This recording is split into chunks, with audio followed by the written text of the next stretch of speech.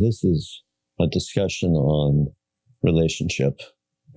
And I have really wanted to find ways to have more connection and understand what it is that allows some relationships to thrive and some to fail miserably. And in fact, it seems like most relationships fail. And so I started to study relationships that succeed. In fact, the relationships I was most excited about are really long-term, 40, 50-year relationships where the couple looks like a newlywed. And it's so exciting and kind of exquisite to be around people like that because they exude a joy, a care, and a respect.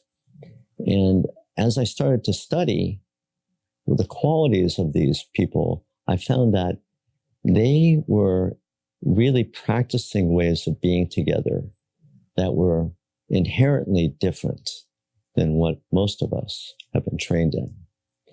So this talk is really about what we're presently doing for most of us, which is most of us are having relationships that are defined by power and domination.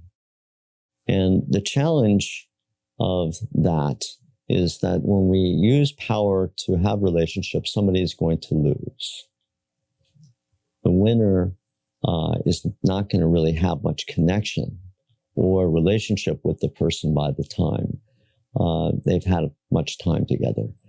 So beyond this love affair beginning that the relationships typically have, there's a real gradual but steady loss that has to do with someone getting what they want at the expense of their beloved. And so I call that a domination-based, power-based relationship. So I'd like to share the qualities of that for a minute. And if you're interested, I have a diagram that I'll be able to share. We'll put that up. And if you subscribe, we will send you a copy of this diagram. And the diagram always shows that in this kind of relationship, you have the dominator and the submissive. And the dominator is really practicing the relationship from this place of the other person is responsible for how they're feeling themselves. So what that looks like is you make me feel a certain way. And by doing that, having that kind of relationship, we start to have an expectation about how that relationship is supposed to work.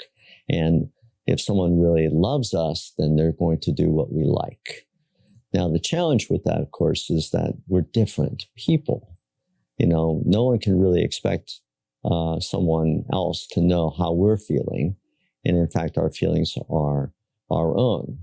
But in a domination-based relationship, we presume that our feelings are based upon what's happening with someone else, what they're doing, and that what they're doing is impacting us.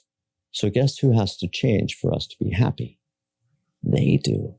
And that's pretty painful because, of course, we're pushing people and demanding for people to change all the time in order to have any real satisfaction about how the relationship is doing.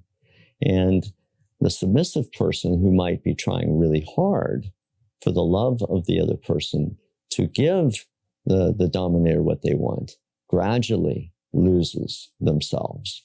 And it's very demeaning.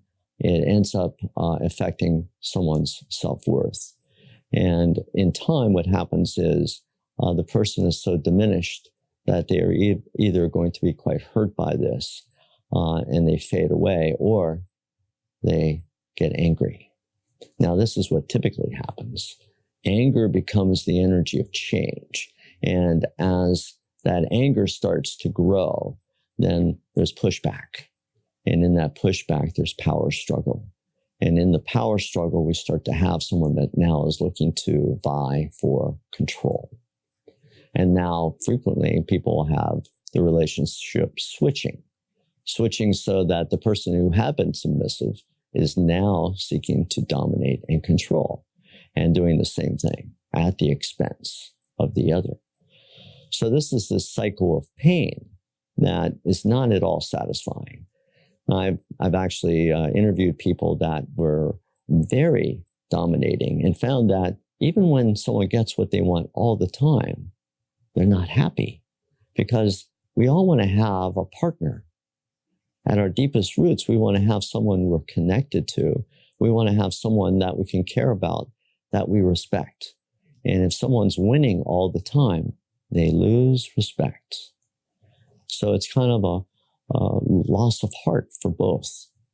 So the domination strategy is really an unsatisfying one.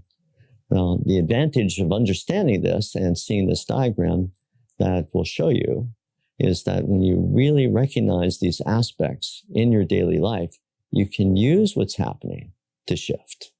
You can see, oh, here I am in this situation, and now what are my other options? And we'll talk about that in our next video.